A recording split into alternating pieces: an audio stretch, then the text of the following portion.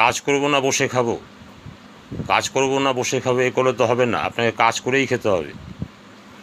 বসে খাওয়ার মতো পয়সা থাকলেও সেই পয়সা যেখানটায় বাড়বে সেখানটায় রেখে আপনাকে কাজ করেই খেতে হবে।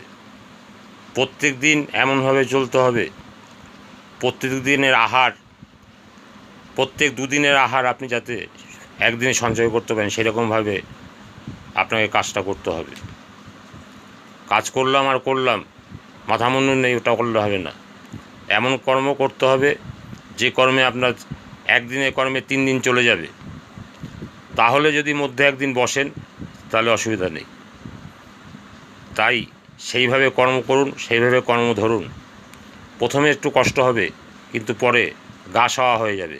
দেখবেন কষ্টটা আর গায়ে লাগবে না। প্রথম তো সব কাজেই কষ্ট হয়, কষ্টটা পরে লাঘব হয়ে যাবে।